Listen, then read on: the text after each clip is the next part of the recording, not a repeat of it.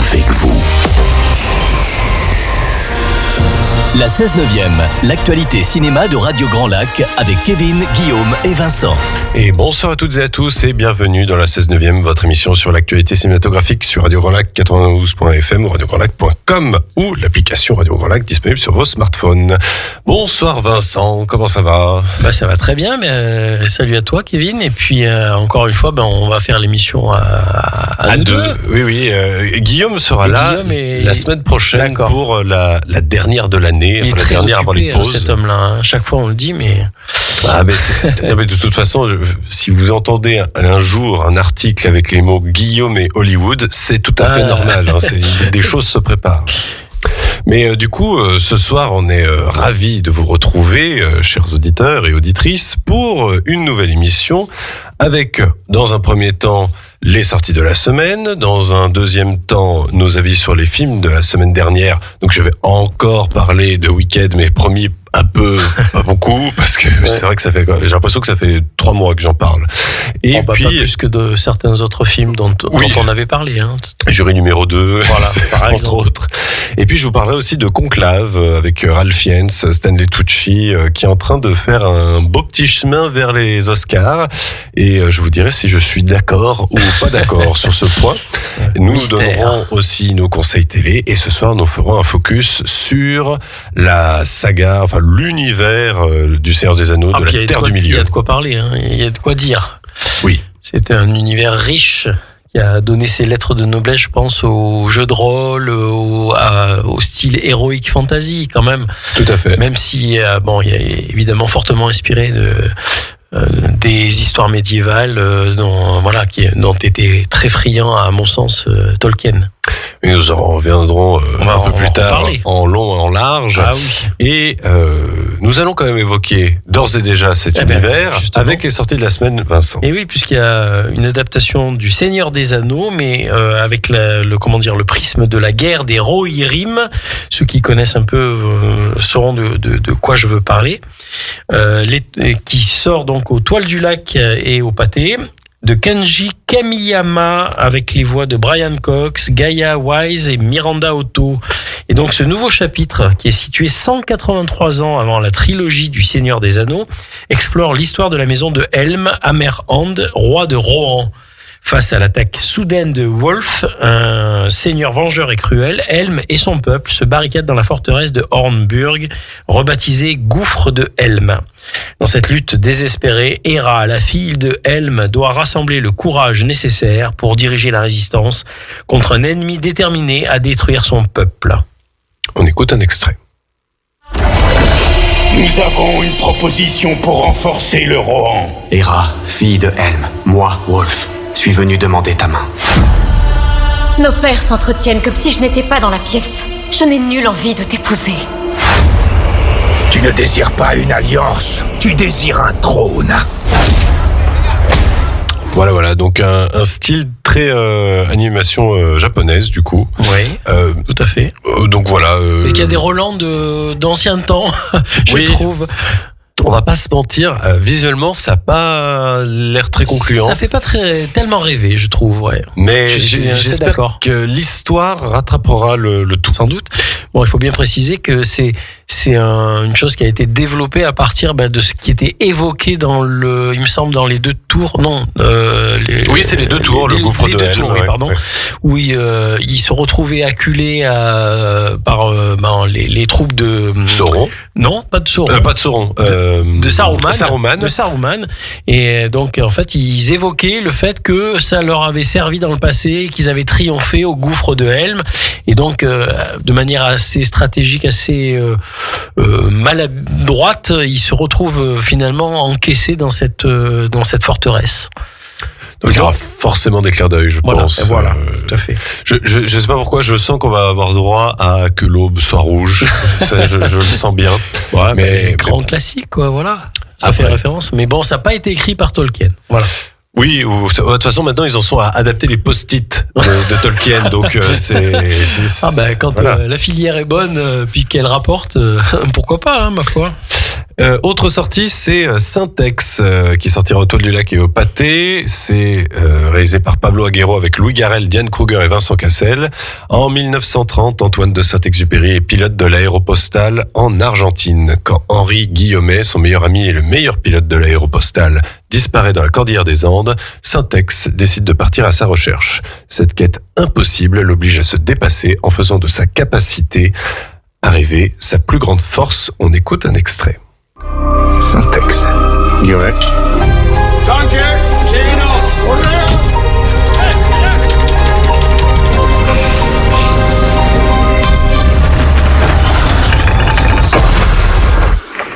Guillaume de Noël, à vous. Desapareció en la cordillera. Vous êtes comme un frère pour lui. Alors, ce qui en ressort pour l'instant de ce film, c'est que la musique, elle a l'air assez magnifique. Tu sais de qui elle est, non? Non, pas du tout. Mais j'avoue que c'est la chose qui m'a le plus séduit de la bande-annonce, parce que après, on est sur une histoire intéressante, c'est c'est pas véritablement un biopic. C'est vraiment C'est peut-être juste un épisode de la vie d'ailleurs Voilà. de Syntex, parce que ça c'est réel, hein, c'est exact apparemment. Tout à ce fait. qui s'est passé. Et c'est l'histoire de la recherche de Guillaumet au final Oui. par Syntex. Et qui joue Syntex? C'est Louis Garrel. C'est Louis Garrel, d'accord. C'est bien ce qui me semblait, parce que comme il était cité en premier, il me semblait bien. Oui, que c'était lui. c'est Louis Garrel. Du coup, c'est Cassel qui joue Guillaumet. D'accord. Voilà. Et franchement, C'est un personnage tellement énorme, Oui. je dirais charismatique et emblématique français, Saint-Exupéry, que voilà, ça peut être intéressant. Oui, et puis je trouve ça même plus pertinent qu'un biopic classique où, Oui, tout à fait. Où on aurait vraiment fait une fin en mode mystère. Alors, est-ce qu'ils sont Un truc un peu conventionnel Voilà. aussi. Là, je trouve ça bien d'avoir peut-être ce côté un peu plus héroïque Bah, du personnage, et puis du coup on va chercher dans les inspirations du Petit Prince, donc ça donne un peu plus de liberté peut-être au réalisateur justement Oui. de s'approprier ce Saint-Exupéry là et cette période là de son histoire. donc voilà, donc ce sera à découvrir à partir de demain au cinéma. Autre sortie, On Vincent. change de style, un peu Comédie, plus, oui. comédie, oui. Jamais sans mon psy, qui sortira au Toile du Lac et au Pâté, de Arnaud Lemort avec Christian Clavier, Baptiste Le Caplin et Claire Schust. Donc Christian Clavier qui interprète le docteur Béranger, un célèbre psychanalyste à qui tout réussit. Et sa vie serait parfaite s'il n'y avait ce patient très angoissé et extrêmement collant, Damien Leroy, interprété par Baptiste Le Caplin. Pour enfin s'en débarrasser, il lui fait croire que le seul moyen de guérir est de trouver le grand amour. Mais alors qu'il s'apprête à fêter ses 30 ans de mariage, sa fille lui annonce qu'elle a enfin trouvé l'homme de sa vie qui n'est autre que Damien. La fête va virer au cauchemar. On écoute un extrait. Tante qu'Alice vienne avec son nouveau chéri. Moi aussi. Non, Ce sont nos 30 ans de mariage. à chaque fois que je t'ai présenté quelqu'un, t'as pas pu t'empêcher de l'analyser. Ça ne se reproduira plus, je te le promets. Je vais le chercher, la moindre des choses. Oh la vache! Docteur Béranger? Damien, mais qu'est-ce que vous foutez là? Est-ce que vous pouvez m'envoyer de toute urgence le dossier Damien Leroy? Bon, c'est du Clavier classique. Moi, je trouve que la bande-annonce donne lieu à un film très enlevé, très rythmé et qui me paraît être assez drôle. Alors j'espère que, encore une fois, on ne trouve pas toutes les ficelles des gags dans la bande-annonce. C'est ce que j'ai pensé. Voilà. Et moi, je pense que c'est un film divertissant, à mon avis. Ça a l'air assez drôle. Oui, ce sera peut-être la comédie de Noël, qui ne parle pas de Noël, parce que Non, des pour comédies une de fois. Noël, on va vous en parler. Alors, bizarrement, cette semaine, il n'y a pas de comédie française de Noël, mais on a un film de Noël, c'est le Noël de Teddy l'ourson, rien à voir avec Winnie. Ça sortira seulement au Toile du Lac, c'est réalisé par Andrea Eckerbaum, avec Marthe Klerk Nielsen, Vegard Strand-Eide et Len Kongsvig Johansen. Voilà. Alors que les premiers flocons de neige viennent de pointer le bout de leur nez, Marianne attend avec impatience l'arrivée de Noël avec toute sa famille. Mais la petite fille ne peut s'empêcher de penser à Teddy, un adorable ours en peluche qu'elle a vu sur l'étagère d'un stand du marché de Noël. Elle en est sûre, elle l'a vu éternuer. Et s'il était bel et bien vivant? Elle rêve de devenir amie avec lui, mais quelqu'un d'autre vient de le gagner à la loterie. Avec l'aide des autres peluches et un soupçon de magie de Noël, parviendra-t-elle à rejoindre son ourson? On écoute un extrait. Quelqu'un vient de le gagner. Quelqu'un d'autre? Eh oh, il y a quelqu'un. Cala. Je me présente, Polka. Teddy, peux-tu m'expliquer ce que c'est qu'un câlin? C'est ça, un câlin. Voilà, donc c'est un film pour les tout petits. Hein, Oui, mais attends, les doudous, c'est important. Hein. T'avais un doudou, toi, Kevin? Oui. Tu l'as encore, peut-être? Non. Non, si, tu l'as bazardé. Oui, je confirme. Bon. Mais non, mais oui, c'est mignonnet, Ouais, c'est sympathique. Voilà. Ouais. Alors, par contre, j'espère juste que, au vu des images, c'est un côté plus téléfilm de Noël que film. C'est un peu dommage, mais voilà.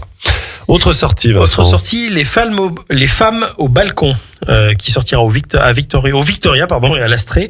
2 et avec Noémie Merlan, mais aussi Souela Yacoub et Sandra Caudré-Anu.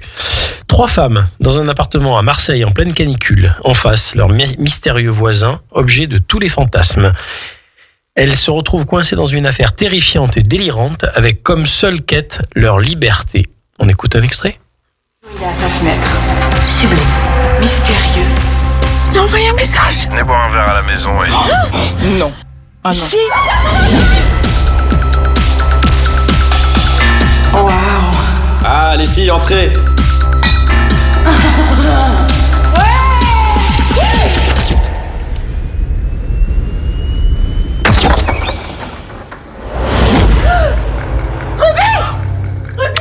C'est un thriller, c'est un film d'horreur, Ça a l'air d'être une comédie sur... C'est plus comédie thriller, quoi. Oui, ça a l'air d'être une comédie sur 3 copines qui doivent chercher à se débarrasser d'un corps, si j'ai bien compris. D'accord. Donc, mais assez curieux du résultat, parce que j'aime beaucoup Noémie Merlan en tant qu'actrice. J'avais pas vu son premier film, dont j'ai perdu le nom. Mais qui était passé par Cannes. D'ailleurs, celui-là aussi est passé par Cannes, Les femmes au balcon. Donc, curieux. Mais bon, étant donné que ça sera la prochaine présidente du festival Nikon et que nous postulons avec notre ami Guillaume, nous allons parler en bien de Noémie Merlan pour mettre toutes nos chances de notre côté. Autre sortie, et on en avait déjà parlé. Oui, au festival rural de la Biole, tout à fait. C'était le film 20 dieux, qui sortira au Victoria et à l'Astrée, sérisé par Louise Courvoisier avec Clément Favot, Maïwen Barthélémy et Luna Garet.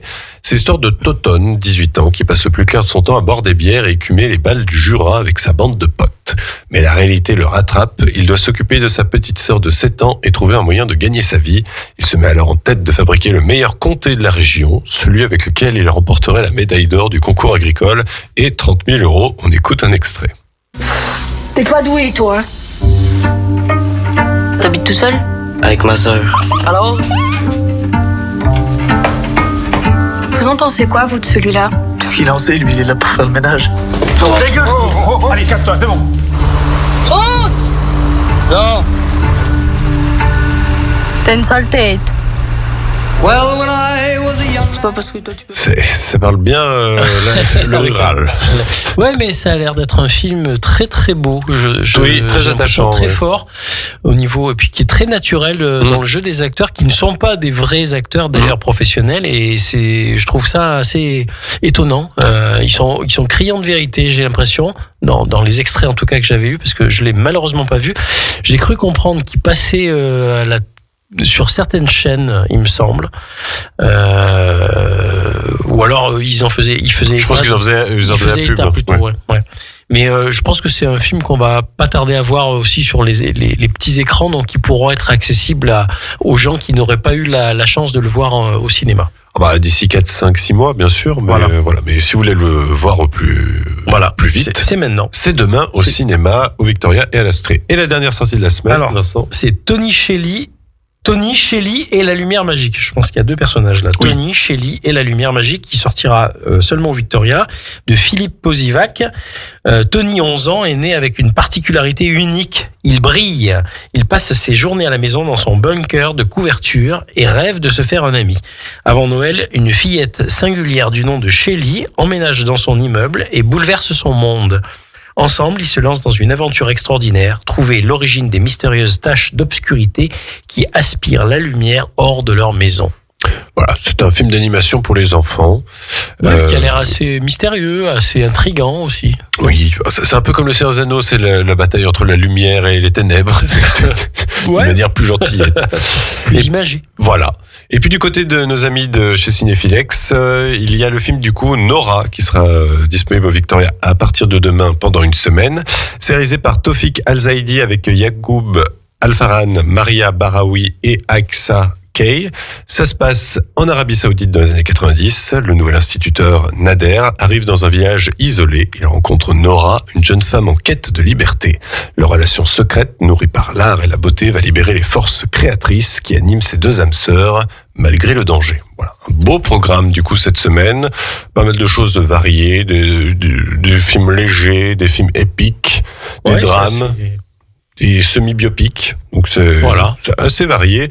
Et puis ça permet du coup de gonfler, on va dire, le programme des cinémas pour les vacances de Noël. Vous aurez plein de films à aller voir en salle. Vous pourrez faire des journées complètes. C'est pas parce que moi je le fais que vous ne pouvez pas le faire.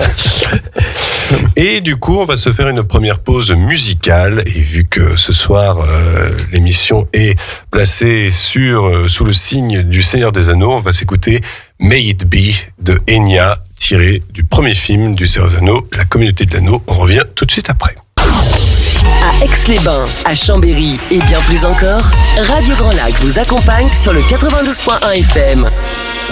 La 16/9e, l'actualité cinéma de Radio Grand Lac avec Kevin, Guillaume et Vincent.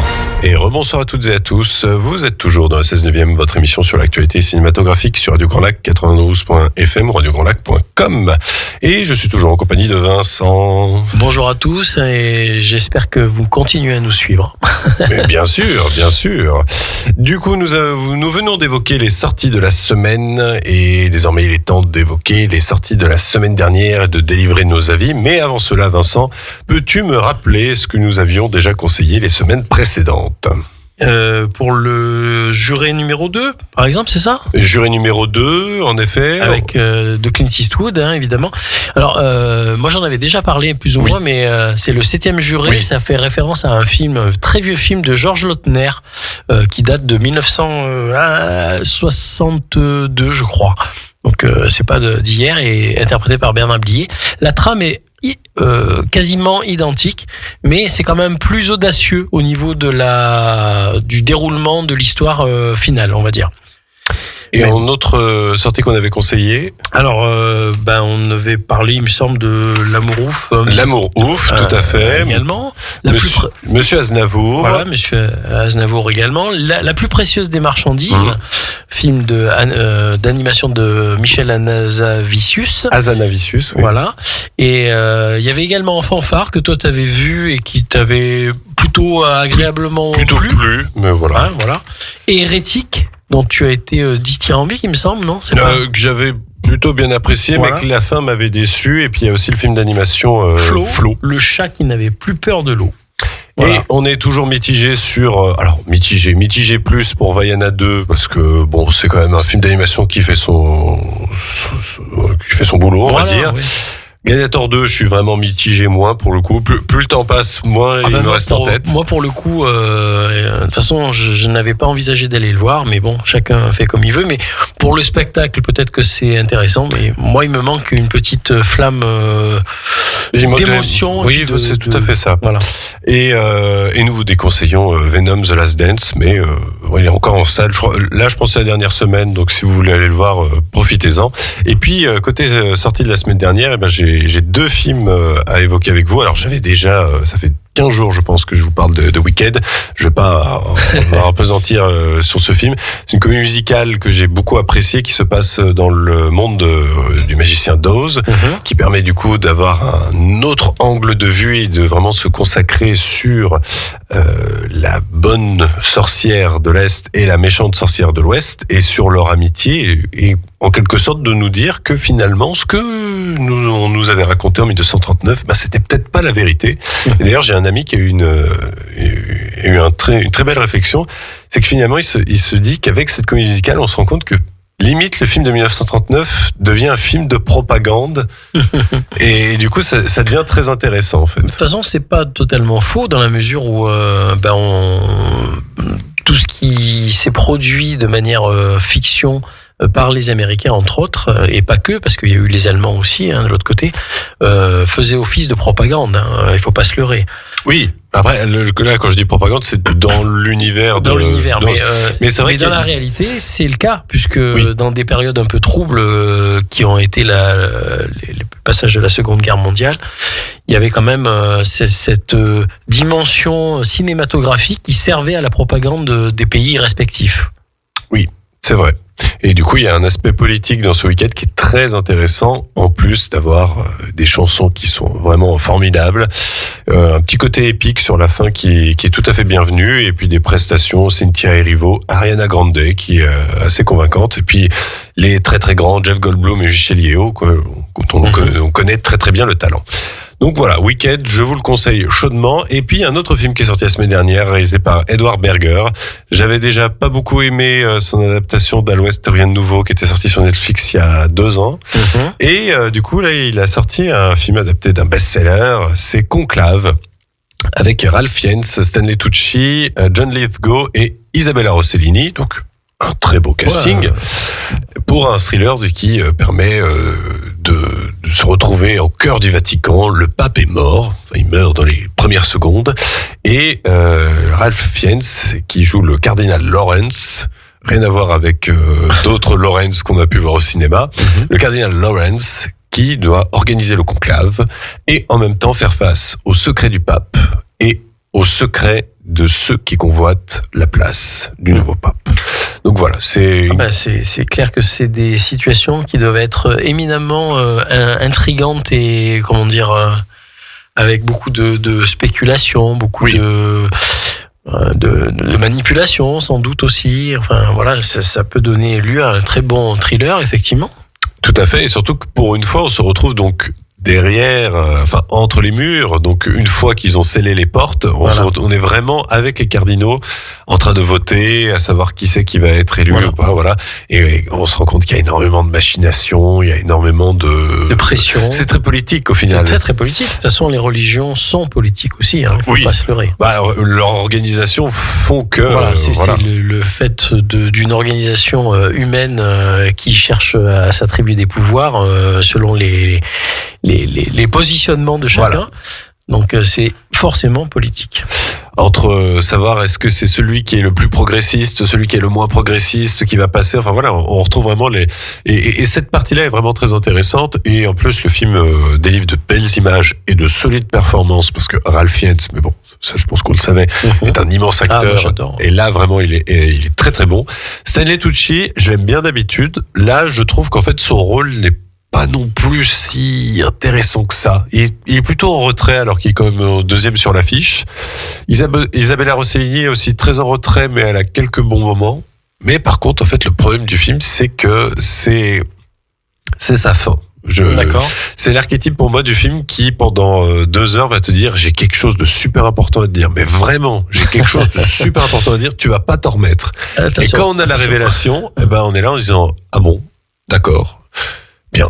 Au revoir. Voilà, c'est un peu ça. Donc la révélation est originale, je ne vous la dirai pas bien entendu, elle est originale, mais elle arrive de manière un peu impromptue, on se dit mais c'est pas vraiment lié, je ne sais pas, on s'en posait pas trop la question, bref voilà, c'est un peu dommage. Je pensais à un autre film qui se déroule également dans ce cadre-là d'élection papale, et j'arrive plus à me rappeler le titre, mais il me semble qu'il y avait une forte intrigue aussi, Et c'est vraiment le lieu et le Angers moment. Démon. Non, c'est pas Angers Démon, c'est un autre film. Habemus Papam, peut-être. Peut-être, oui. Mais j'ai un doute de savoir si Habemus Papam, c'était. Ça fait tellement longtemps que je regarderai puis on verra si. Je ne sais plus si c'était au moment du vote, mais en tout cas, il y avait Angers Démon aussi qui parlait de. De toute façon, encore une fois, c'est vraiment l'endroit et les circonstances qui font que ça peut être très très alambiqué, hein, comme. Oui. Comme décision à prendre, quoi, parce qu'il y a des intérêts effectivement en sous-main qui se font. Et ce qui est intéressant aussi, c'est de voir à quel point, parce que du coup, il y a plusieurs phases de vote, parce que tant que la majorité des 2/3, si je me souviens bien, n'est pas recueillie, ils revotent à chaque fois. Et finalement, on se rend compte que c'est pas parce que quelqu'un a voté. C'est pas si mal que ça. Moi, j'aimerais bien que ça fasse pareil pour les élections présidentielles, par exemple. Ça risquerait d'être long quand même. Ça risquerait d'être long. Parce qu'au final, on se rend compte que c'est par le biais c'est le jeu, ma pauvre Lucette, oui, comme dirait l'autre. Mais finalement, on se rend compte que c'est par le biais d'être enfermé qu'on force les gens à trouver une solution. Donc c'est quand même. Oui, mais en même temps, c'est peut-être plus sain. Je sais pas. Je sais pas. De voter par défaut. Mais du coup, ça fait un peu plus. Du coup, t'as l'impression que ça fait un peu plus girouette. Les gens changent facilement d'avis. D'accord. Et de vote au final. Dès lors qu'ils ont. Non, mais la réalisation m'a l'air d'être très très belle. Oui, ça je suis très vive, très nerveuse, quoi, non? Alors pas du tout. Non, mais. Alors, nerveuse, je m'entends. Évidemment, c'est pas nerveux dans le sens où il n'y a pas une action. Mais je vois ce que tu veux dire, mais c'est pas un montage très haletant. D'accord. C'est plutôt assez posé, mais c'est quand même assez. C'est porté par l'intrigue qui, hélas, pour moi, disons les termes franchement, ne passe pas à la caisse. C'est-à-dire qu'à la fin, on n'a pas notre satisfaction qu'on aurait aimé avoir, d'avoir été tenu en haleine jusqu'ici. Mais c'est plutôt quelque chose d'assez posé, et là où la réalisation est vraiment très impressionnante, c'est vraiment il y a des plans de toute beauté où tu vois les cardinaux rentrer. À un moment, il pleut, donc quand ils rentrent, ils ont tous leur parapluie blanc, et tu vois une nuée de parapluies blancs qui arrive. Enfin voilà, il y a vraiment quelque chose de très joli. Mais voilà, quand je vois que c'est en très bonne voie pour les Oscars et les Golden Globes, alors Ralph Fiennes, pas de problème. Allons-y, pourquoi pas. Oscar du meilleur film, faut quand même pas pousser mémé dans les orties. Mais voilà, on verra bien. On va passer à nos conseils télé, mon cher Vincent. Qu'est-ce que tu nous conseilles cette semaine? Oh là là, moi j'ai un conseil qui est on ne peut plus classique, mais qui fait toujours son effet, je trouve. Ça se déroulera sur Arte à 21h dimanche 15 décembre, donc vous avez le temps de vous décider.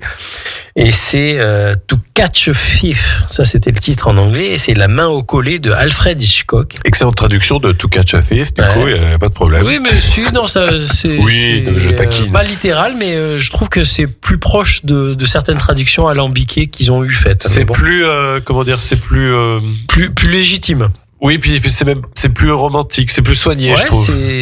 Non, mais je trouve que c'est une belle traduction. Le charmant. Voilà.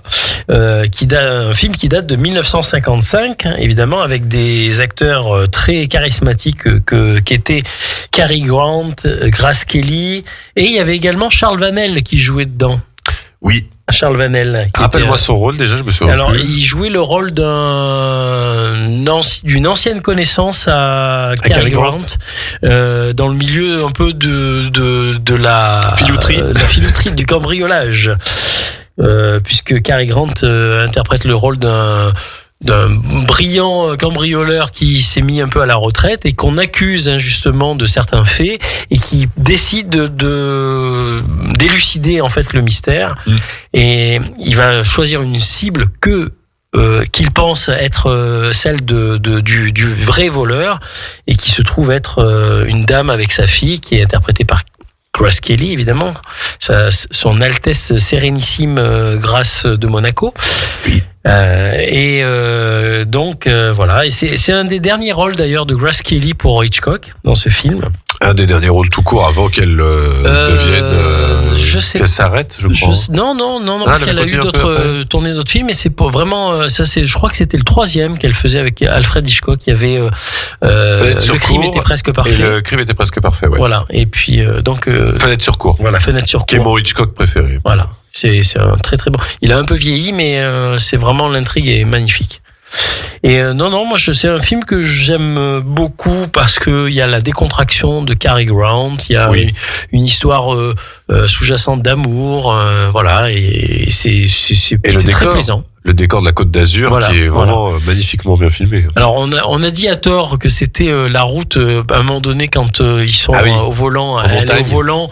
C'est pas du tout cette route-là qu'elle a empruntée, mais bon, ça y faisait un peu référence. Évidemment, ils ont un peu extrapolé les choses à cette époque-là. Mais suite à la disparition de Grace Kelly dans ce tragique accident avec sa fille, voilà. Mais voilà, c'est un grand classique qu'on vous conseille de découvrir, redécouvrir, donc sur Arte ce dimanche soir. Et puis moi, je vous conseille un classique plus récent, mais un classique quand même. C'est Slumdog Millionnaire, réalisé par Danny Boyle avec Dev Patel, qui se passe à la télé ce mercredi 11 décembre à 21h10 sur Sister. C'est un film qui m'avait foutu une claque à l'époque. Ah, moi j'ai bien aimé, j'étais très... Des visuels dingues, une ambiance assez dure. Il y a quand même des séquences vraiment très très très violentes et très vraiment ça fait référence à la vie malheureusement de beaucoup d'Indiens, de beaucoup de jeunes Indiens. Voilà, et c'est empreint une réalisation très enlevée aussi, je trouve.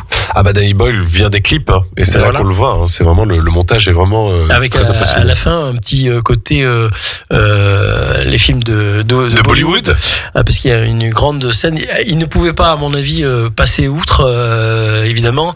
Alors c'est un clin d'œil qui se fait sur la fin, mais c'est puis une chanson qui est devenue un tube. C'était J.O. qui avait été repris à l'époque par les Pussycat Dolls. Souvenez-vous, pour ceux qui étaient de ma génération.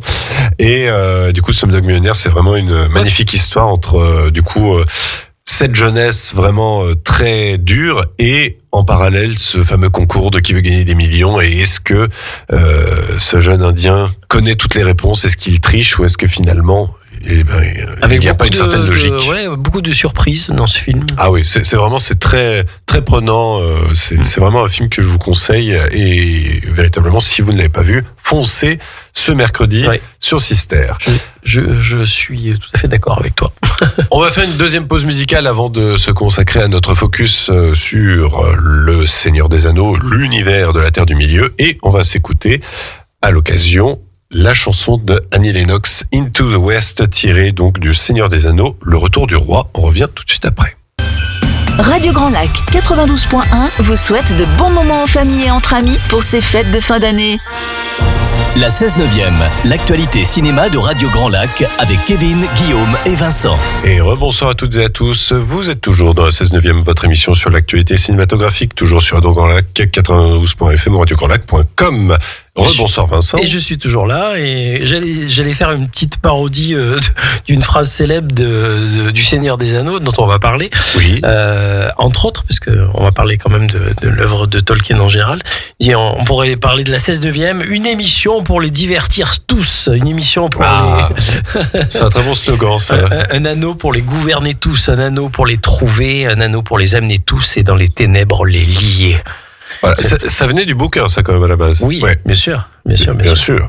Et c'est là qu'on reconnaît, évidemment, vous avez donc, du coup, bien compris que nous allons évoquer l'univers de la Terre du Milieu, l'univers de Tolkien, l'univers du Seigneur des Anneaux. Et on va tout d'abord commencer, évidemment, par les livres, puisque le Seigneur des Anneaux, c'est quand même des livres à la base. Complètement, même. Écrit par J.R.R. Tolkien. Ça a commencé en 1937 avec Bilbo le Hobbit. L'avais-tu lu? Bien sûr. Bien sûr, j'ai lu. Moi aussi, je peux le dire. C'est le seul que j'ai lu.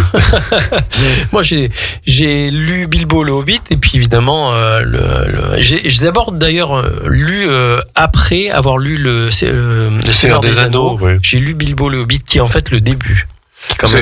Le Seigneur des Anneaux était évidemment plus populaire en termes de romans. Je pense que beaucoup de gens ont commencé par le Seigneur des Anneaux et sont allés sur Bilbo le Hobbit, qui est quand même plus un conte, c'est vraiment plus enfantin. Il faut rappeler par qui ça a été écrit quand même, parce qu'on dit J.R.R., mais alors c'est John Ronald Reuel Tolkien. Voilà, c'était le sens de ces J.R.R., qui est né en 1892 en Afrique du Sud. Et qui s'est retrouvé en Grande-Bretagne, et puis qui y est resté du fait du décès de son père, je crois, et qui en plus de ça, le climat lui convenait davantage, ce qui est assez étonnant d'ailleurs, entre parenthèses, parce que le climat de la Grande-Bretagne, c'est pas fameux, mais bon. Et du coup, en fait, il y est resté et il s'est trouvé très très bien, d'après ce que j'ai pu comprendre. Voilà. Et du coup, héros de guerre, enfin, il a fait la guerre de 14-18, fin linguiste. Alors, c'était avant tout un linguiste, mais pas que, et pas que écrivain. Donc, de ce fait, il était ce qu'on appelle philologue. Un amour des langues. Des langues, voilà. Et d'ailleurs, dès 13-14 ans, il avait déjà, il inventait déjà des langages, des langues à part entière. Et c'était pas des substrats de langues, c'était vraiment des langues avec tout leur code. Et ce qui l'a d'ailleurs permis d'écrire avant, d'ailleurs, Le Seigneur des Anneaux, la langue elfique. Qui s'appelait, je crois, le Kenya, d'après ce qui est... donc voilà, et il en a vraiment fait une langue à part entière, qu'il a déclamé d'ailleurs lui-même dans des poèmes, je crois, ou des choses comme ça. Ah, il a fait énormément de recueils de poèmes. Voilà. Il a fait des contes, il a fait des romans, il a fait des recueils de poèmes, il a fait des recueils de nouvelles. Il a énormément écrit, et pas que sur la Terre du Milieu. Il a même aussi écrit une pièce de théâtre, il me semble. Et du coup, on retrouve énormément de livres qui ont passé les décennies. On a donc le Hobbit, on a le Seigneur des Anneaux, avec cette très mauvaise retraduction, je trouve, du premier livre qui, du coup, maintenant s'appelle La Fraternité de l'Anneau. Je préfère La Communauté. Oui, moi aussi. Je suis attaché à cette première adaptation. On a les deux tours, on a le Retour du Roi. On a aussi un recueil de poèmes sur les aventures de Tom Bombadil, qui est un personnage un peu particulier. On en reparlera. Il apparaît, alors pour ceux qui ont lu Le Seigneur des Anneaux, il apparaît pleinement. Il y a tout un passage qui en fait référence, qui est un peu sorti du contexte de tout. Oui. C'est une parenthèse ensoleillée et politique, on va dire. Et c'est pour cette raison que Peter Jackson ne l'inclura pas dans le film. Oui, c'était pas nécessaire de le faire, effectivement, parce que ça aurait donné lieu à des interrogations, à mon sens, des spectateurs qui n'auraient pas tellement compris, alors que c'est beaucoup plus crédible et beaucoup plus légitime dans l'ouvrage littéraire, évidemment. Et puis il y a aussi le grand roman, le Silmarillion, qui alors que je n'ai pas lu, mais dont j'ai entendu parler. C'est une Bible, à ce qui paraît. C'est quelque chose qui, à mon avis, et puis qui lui tenait davantage à cœur même que Le Seigneur des Anneaux, parce que il voulait, en fait, après avoir écrit Bilbo le Hobbit, il a proposé donc le Silmarillion à un éditeur qui ne voulait pas, qui l'ont plutôt engagé à continuer l'histoire de Bilbo le Hobbit, ce qui donnera lieu au Seigneur des Anneaux. Mais lui, il a quand même mis 12 ans à écrire ce pavé, qui était une des plus grandes histoires. Et entre parenthèses, c'est un bouquin, je crois que c'est le deuxième bouquin le plus vendu au monde, Le Seigneur des Anneaux, d'après ce que j'ai cru comprendre. Je sais pas si c'est toujours le cas, mais ça voudrait dire après la Bible. Peut-être bien. Mais alors attends, le deuxième bouquin, un roman, en tant que roman, parce que la Bible est hors concours là quelque part. Le premier roman, je me pose la question, c'est pas Roméo et Juliette. Je sais pas. J'ai un doute. Enfin, après, Roméo et Juliette, c'est plus une pièce de théâtre. Mais est-ce que c'est un livre, est-ce que c'est un roman? Je sais pas, il faudrait qu'on se penche là-dessus, mais à une époque, je sais que c'était, il y a eu plus de 150 millions d'exemplaires vendus. Et ça continue. Et ça continue, en plus de ça. Bon. Et puis, voilà. Et donc, en fait, pour avoir fait il a été plus ou moins poussé à faire une suite de Bilbo le Hobbit avec Le Seigneur des Anneaux, qui mettra donc 12 ans à écrire, qui ne sera produit d'ailleurs que bien plus tard, après la fin de l'écriture de cette grande saga, parce qu'en fait, il voulait imposer également que soit édité, déjà qu'on ne touche pas à son récit, ce qui me semble assez normal, et il voulait imposer effectivement que l'éditeur puisse produire aussi le Silmarillion, ce qui n'était pas trop du goût de l'éditeur, j'ai cru comprendre. Voilà. Bon, qui a eu tort, qui a eu raison. En tous les cas, on a eu de bons livres, c'est le principal. Et après les bons livres, viennent évidemment les adaptations. Alors, on oublie assez souvent, mais il y a eu une première adaptation du Seigneur des Anneaux sous la forme d'un film d'animation dans les années 80, réalisé par Ralph Bakshi. C'était une adaptation un peu étrange puisque on utilisait le système de la rotoscopie. Alors, la rotoscopie, qu'est-ce que c'est? En fait, vous filmez des acteurs pour de vrai, jouer les scènes, et après, des dessinateurs viennent en fait dessiner sur ces scènes et viennent reprendre les mouvements des acteurs, ce qui donne quelque chose qui a, on va pas se mentir, très mal vieilli, je trouve. Et mais ça donne en même temps aussi une ambiance, un côté unique à cette adaptation qui, du coup, elle est seulement du premier livre, La Communauté de l'Anneau, et s'arrêtait à la moitié des 2 tours. Donc ils sont jamais allés jusqu'au bout. Et après est arrivé bien évidemment l'adaptation de Peter Jackson, puisque le livre avait quand même cette réputation d'être inadaptable, puisque la première adaptation de Ralph Bakshi n'avait pas du tout marché. Et du coup, Peter Jackson arrive vraiment, et on se dit, mais il va se planter. Ce qui est quand même impressionnant, c'est qu'à l'époque, et je pense que maintenant, ce serait quand même différent, à l'époque, on lui donne quand même suffisamment d'argent pour tourner les 3 films en un seul tournage, et de sortir les films un par an. On remarque que maintenant, par exemple, suivait justement la trilogie de l'écriture de Tolkien, ce qui était assez, moi, qui me plaisait beaucoup. Et je pense que effectivement, c'était un deal, parce que pas pouvoir trop heurter la sensibilité des fans de Tolkien. C'est ça. Mais ce qui est impressionnant, c'est comment les studios avaient finalement la confiance de Peter Jackson, alors que, par exemple, on peut comparer avec Dune, récemment avec Denis Villeneuve, la confiance est à moitié, puisqu'en fait, on lui donne de l'argent pour faire la moitié, et si ça marche, on te donnera de l'argent pour faire l'autre moitié. On voit que quand même, les choses ont changé du côté des studios, et finalement, là, le pari était gagnant pour le Seigneur des Anneaux, puisque la trilogie a été un tel succès. Je pense que tu es d'accord pour dire que c'est une trilogie tout à fait réussie. Magnifique, et moi, j'en veux pour preuve que, comme j'avais une crainte que ça soit pas correctement adapté, j'avais relu, parce que j'avais lu le Seigneur des Anneaux quand j'étais vraiment jeune, et j'ai relu chacun des tomes avant d'aller voir les films, pour me remémorer vraiment complètement l'histoire. Et je peux dire que j'ai pas été déçu, parce que je trouve que l'esprit du Seigneur des Anneaux n'a pas été trahi. Oui. Ce que je ne pourrais pas dire, ce qui n'est pas tout à fait. On reviendra après sur l'autre trilogie. Voilà.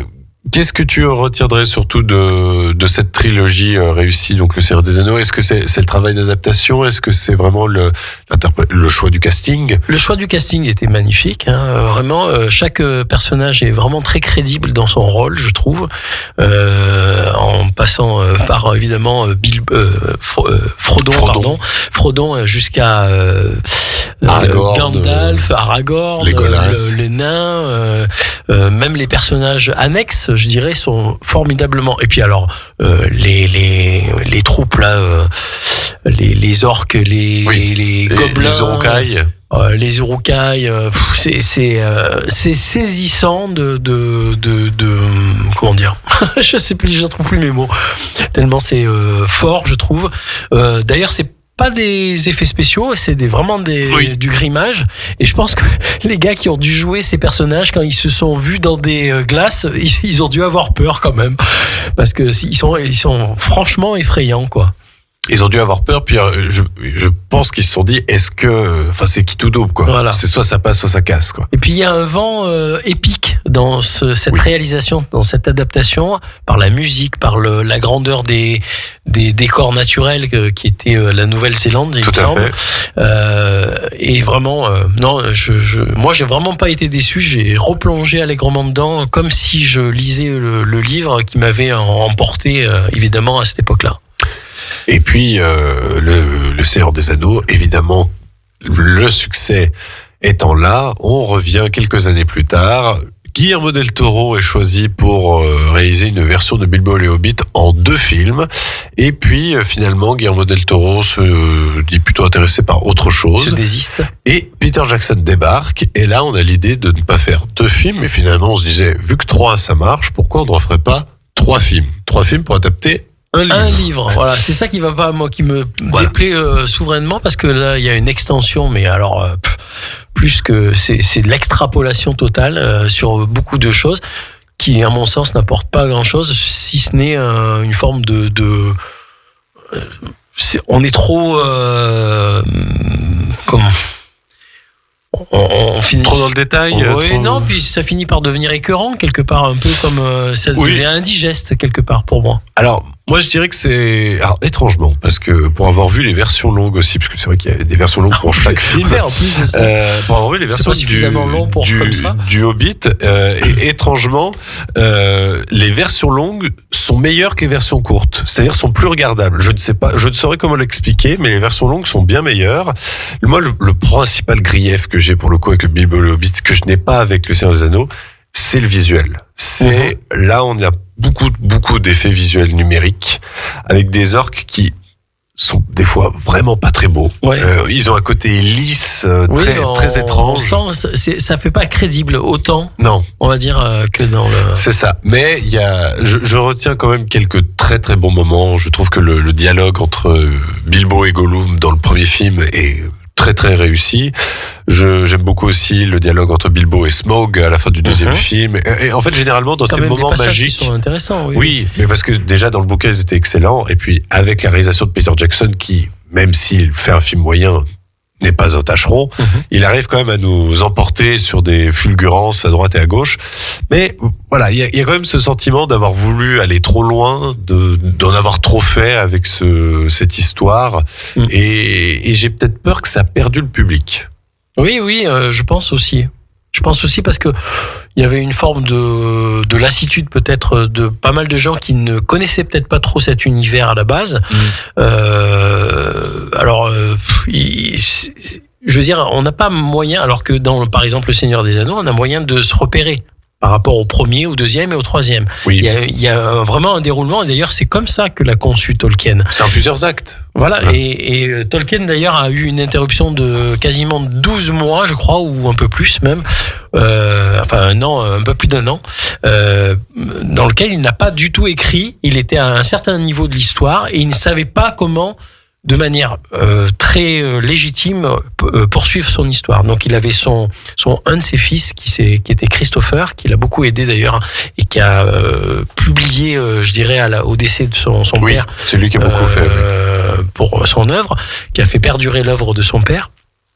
Et auprès duquel donc Tolkien père allait pour lui demander alors qu'est-ce que t'en penses, etc. Il était, je crois qu'il était à ce moment-là engagé pendant la Seconde Guerre mondiale, et donc il y avait une forte correspondance entre le père et le fils au sujet de l'œuvre du Seigneur des Anneaux, et il a participé, je dirais, en tant que public critique à l'élaboration de l'histoire. Et donc c'est pour ça que, comme Peter Jackson s'est quand même bien référé à l'histoire originelle qu'avait écrite Tolkien, en étant très fidèle finalement à l'état d'esprit qu'il a su insuffler, c'était bien meilleur pour moi que le Hobbit, où là il y a eu des extensions illégitimes et superfétatoires, si je peux m'exprimer de manière très chiadée. Il y a eu un sentiment, j'ai l'impression, pour le studio, certes de réitérer le succès du Seigneur des Anneaux, mais d'aussi